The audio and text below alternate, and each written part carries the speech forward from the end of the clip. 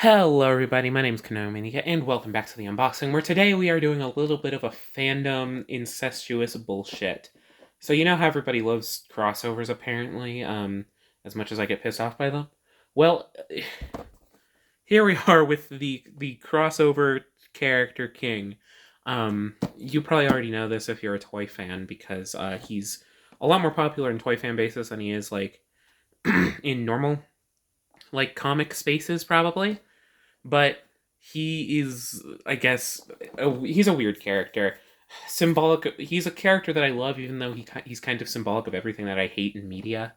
But anyways, we're finally taking a look at a figure that I've wanted in my collection for a long, long time, or a character that I've wanted in my collection for a long, long time, and I've been waiting for someone to produce a proper figure of it, and they finally made one. So today we are no longer burying the hatchet or whatever, and we are taking a striking look at the Marvel Legends Death's Head. Specifically, Death's Head 1. It's comic bullshit. This is the Death's Head that is the coolest. There was Death's Head 2 in the 90s, who was the shittiest fucking bullshit, but they made a Marvel Legends of him first, I guess. And then there's Death's Head 3, apparently. But that doesn't really matter. And a bunch of other Death's Heads, because something Death's Head. But this is the original-ish. Okay, let's be real. This is technically the rebuilt version of Death's Head after he got teleported from the Transformers universe to the original Marvel universe by the Doctor. Again, that's why he's bullshit. But anyways, it doesn't really matter. What matters is that this is a figure that I'm getting mainly for the sake of my Transformers collection. But you know, he was a bit of a con exclusive, but thankfully he was made relatively available in most places, which is rare for a con exclusive, so I'm super happy about that. But since he's con exclusive, he has very special packaging. It's really rectangular, which seems to be what Hasbro's going for. They're going for just straight rectangles, which is a bit boring, but I guess it's fine or whatever. But this one specifically is styled after like the old 90s, like late 80s, early 90s era collectible trading cards. Because Death's Head was one of the characters you'd get on those old Marvel trading cards. So they decided to style it around that, which I think is neat as hell. At the top, you get Marvel Legends and a slightly specialized logo right there. Superheroes, because it's going with the comic theme, or the collectible trading card theme. Death's Head's name is right there, like on the original card, and you get Death's Head, a window package to show Death's Head, recycling for the packaging, which most people aren't going to do. There's a brief look at some of his extra accessories, his hand, his shield, and his extra weapons, and a very nice backdrop, which is kind of barely visible because of the plastic. It doesn't really matter. Warning, don't eat this. This is a video for adults. Fuck Hasbro, all whatnot. Yeah, you can make that one sentence. On the top, we get the Death's Head logo, which is very nice. Very like late 80s, early 90s, a good vibe, honestly. On each side, we get this character art. I think if this isn't directly taken from that old trading card, this is a recreation of the art from that trading card. It looks very nice. It's a great depiction of Death's Head, somewhat even better than the figure itself, but we'll get there. That's on both sides. Very nicely done. I like how it looks. I think it's not mirrored. It's the same piece of art. On the bottom, you get all your usual legalese, and on the back, rather than showing the figure itself, since this is a collector's item, it shows the back of what the trading card would have said. It's got Death's Head. It's got his tech specs right here, because I get to make Transformers references. I don't know what any of these bars are supposed to mean. Like, usually it states, like, stat, or whatever. But they just have numbers. These are just numbers. And it's got Death's Head's, head, his name right there. Stats, he's 6'6", 420 pounds, and what is meant to be his first appearance, Dragon's Claws number 5, 1988, but that is technically wrong. He first appeared in the Transformers comics, but they can't say that because that's not a Marvel property anymore. Anyways, he's got a character description. Don't call him a bounty hunter unless you're tired of breathing. This peacekeeping cyborg from the far future is a one-being arsenal who doesn't care who his next victim is as long as he's being paid. He's not a bounty hunter. He owns a pet. Vulture. Whoa. This is very cute. This is some cute-ass packaging. I enjoy it a lot. But anyways, let's get him out of that packaging because I want to have him on display next to my Transformers. I'll cut him from the bottom because it has a pull tab. Hopefully the pull tab works. Not really like a pull tab, but you know what I mean. Got a little slot. And now let's pull them out of the plastic. And there we go. Okay. So, this has layers. Let's start with the back layer because I love to start with accessories. All right. So this is your usual Hasbro packaging, which is annoying. So first off, he comes with a open hand and a gripping hand out of the packaging, but he also comes with 2 fists. I'm pretty sure these are unique parts. Marvel Legends does use a lot of reuse, but I'm pretty sure the Death's Head hands are unique. They're nice and blue. It's a bit of a weird shimmery melded blue for the metallic, but I'm fine with it. The yellow paint is very clean though, and I think the sculpting is also very well done. It's got those nice sharp nails and like those mechanical parts. These hands look very nice. They're also quite big because yeah. Let me pick up that other hand real quick. There we go. Next up for the accessories, he's got a shield. Unfortunately, it's a bit dinky. I think this is how it is in the comics, though. But yeah, it's fairly dinky, but something nice is you can see it's got these 3 slots on it so that you can store his weapons on him at all times. And then you basically just have him hold it, and then you call it a day. Whether it be like this or like that, it doesn't really matter. Either way, you get him to hold the shield. It works out fine. Then he has 3 weapon option parts. So first off, my favorite, the axe. It's wonderfully sculpted. It's not like painted at all. I kind of wish there was a little bit of weathering on it or whatever.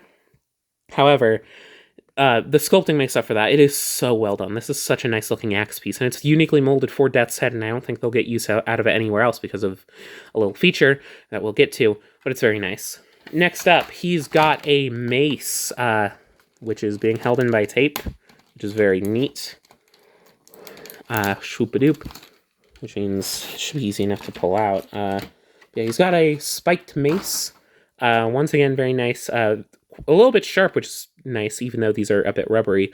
It's a tad sharp. But again, very same gunmetal gray material as the axe, but with it being a mace this time. A little bit less detail, but there is still some nice detailing on it. And yeah. Finally is, I don't know what the fuck this is. A club? A missile? If I was to be picky, I kind of wish this could have been swapped out with like a gun accessory of some sort. But I guess this kind of works for that. It's very nicely detailed. It's got a little bit of paint, actually, in those grooves, which is some nice panel line detail. Or maybe that's just the shadow. I don't know. But either way, it creates a nice effect. And it's also very well sculpted, very well painted. Well, not very well painted. You know what I mean. Once again, very nicely sculpted. Creates a nice effect. I like how it looks. But next up, we've got to get into the figure itself, which is honestly why it's so expensive, because it is a big-ass figure. I don't have any Marvel Legends near me. I do actually. I have an Iron Man. I'll grab that, and I'll grab some guys who are near me. So, sorry, I had to pull them out because it's Hasbro plastic. And then, that's going to be an issue. This is threaded through the back. Means I probably got to do this, except it's not removable. Huh, is it? It's not removable. Give me a second. I'm going to do this off screen so I can punch the plastic through the plastic. Swoop. And now we can just fake it, I guess. So, here we have them. And I guess you could call the backdrop an accessory since it's specially stylized, but I'm not going to do that. That's lame. Anyways, here we have Death's Head in all of his Death's Heady glory. And yeah, he looks pretty good. Some of the joints feel a tad loose for me, but yeah. This feels about right. He might be a tad big, but he is a big character, and besides, you kind of also want him to scale with your Transformers and be a big, intimidating presence around them. So it makes sense. From what I can tell, they didn't want to put like an entirely new sculpt towards a Death's Head, so they focused on him having a decent amount of reuse, so they mostly reused their Colossus, their comic Colossus, the X-Men character. And it seems to work fine. He's got that same ribbed limb detail, so that makes sense.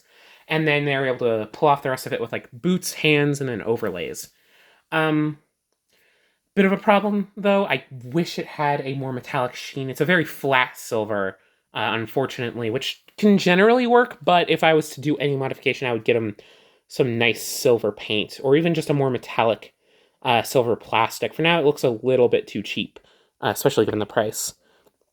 A secondary complaint, I guess, is I wish the head was a little bit different. It fits Death's head pretty dang well, but I wish it was a bit more, a bit more. I wish the mouth was a bit more pronounced, sharp, kind of like on that packaging art. I wish the horns were a bit longer, like on the packaging art, but this works fine. Again, it's a fairly nice representation of Death's head, even if the paint isn't the greatest. Also, non-cloth cape. This is a bit annoying. I get it, probably budgets. He's got an ass, though. He does have an ass. He has an ass. But yeah, non-cloth cape, bit annoying, but I do love how it looks nice and tattered, and I love the texturing of this cape. It doesn't seem too heavy, and it's willing to flex out of the way fairly nicely, so I don't think it'll be too much of a problem. Anyway, let's get to articulation. Otherwise, I'm not going to get to articulation yet, actually. Let's look a bit more at the sculpting. This, again, is based off of his Marvel Universe look. So he's got the blue look with these big old shoulder pads. And again, the unique stuff sculpted for this is so nice. It's covered in nice war-torn detail to make him look like the peacekeeping agent that he is. He's covered in like blast effects and scratches, so it looks like he's been out there doing his stuff. The paint on most of the body is actually fairly nice, outside of like the eyes, which I feel are a bit weak in terms of paint coloring. The rest of the body is perfectly done. The yellow is nice and crisp all throughout the body. If sometimes it's a tad sloppy, but not by much. The red looks nice. The metallic blue on most of it, actually, even though it's not painted, looks very, very nice. I really like how it looks. I think it fits very well for this version of Death's Head, even though I'm very much more used to seeing the Transformers comics appearance where he's got this like green vest rather than like this blue like gladiator armor or whatever. But either look is nice, and I'm glad to have a Death's Head, even if it's not necessarily the Marvel Comics version. I'm sure making a Marvel Comics version should be easy enough. You just need to get like a cloth overlay or whatever. Anyways, in terms of articulation, this is based on the Colossus sculpt, so if you've got that, you know what to look out for. The head is on a ball joint hinge, so he's able to look up, he's able to look down, he's able to swivel, and he's got a little bit of tilt. Not much. I kind of wish he had a little bit more, but you're able to get some personality out of it for the kind of character he is. Arms are on universals, able to go around. No butterfly, but they're on your usual universal joint, so they're able to go around. The shoulder pads get in the way a little bit, but not by much. And it's able to hinge out fairly nicely. Bicep swivel. He's got one of those. He's got a single jointed elbow that's able to go a little under 90 degrees. That's the biggest joint issue, I guess. I wish he had more. And then his hands are on your usual hinge swivels, though they are blocked a little bit by the glove overlay that this figure has. All the hands have the same hinge, but it doesn't really matter because you're not going to be having him hold his weapons. Well, this one has a up and down hinge, the one that would hold a weapon, if you do choose to do that. But none of his hands are really going to hold weapons as much as they're going to become weapons, which we'll get to real quick. Torso has a swivel at the waist and a hinge at the torso, which allows him to crunch downward nice and far, and can also crunch backward very far, though it's kind of only on one click. You're able to get between the clicks fairly easily. Legs are on hinges, and the skirt doesn't get too far in the way, so he's able to kick forward, not really back because of the ass. He's able to kick outward fairly nicely as well, and you can see with this blue paint that it is very much that Colossus mold. There is a thigh swivel, double jointed knees, thankfully, and they are pinless as well, which is greatly appreciated. There's a boot cut, which is awesome, and then your usual ankle hinge and rocker at the ankle. So yeah, it's a fairly standard Marvel Legends release. It's not getting on like any like top 15 lists or whatever, but it is very much an appreciated figure, and especially with the accessory loadout he came with, I feel like he is worth his price. Unlike a lot of Marvel Legends, the fact that he comes with as much as he does makes him worth that, and the size of the main figure itself makes him worth that $35 price point. Yeah, but without further ado, let's cross over the universes, because I can't do Doctor Who. I don't own any Doctor Who action figures. I imagine they exist, but I don't own any Doctor Who action figures, especially not the one that he crosses over with. But I do own Transformers and Marvel. So here's an Iron Man. This is your average 6-inch figure, a little bit taller, but your average Marvel Legends figure. And here you have the War for Cybertron Optimus, your average Voyager Transformer. As you can see, he's a bit taller than Optimus and your average 6-inch Marvel figure. And also for reference, I'll bring in the last unboxing that I recorded. Though not the last one you saw, that being SHF Nami, who he absolutely dwarfs. This is about the size I imagine I would want an Arlong, I guess. Maybe a tad smaller for an Arlong, maybe closer to 2099 SHF's height. But yeah. As you can see, he fits in very well. He looks very nice, all things considered, given the price. He's like $35, which is a bit more than your average Marvel Legend, but he's also bigger, and he comes with a lot of extra stuff. So yeah, I'd say for a Marvel Legend, he is worth the price. Yeah, I hope you enjoyed this little video. I know it's a weirder character to do, but as someone who enjoys Transformers and Marvel, I felt I had to pick him up. But yeah, let me know what you thought of this video. If you did enjoy it, let me know all your thoughts, especially leave me a comment so that Death's Head can know if you like him, yes? I did the thing. You gotta enjoy the video now, because I did the thing. Yeah, do all the usual YouTube stuff. And I hope I'll see you in the next video, whenever that is. Yeah. Bye-bye.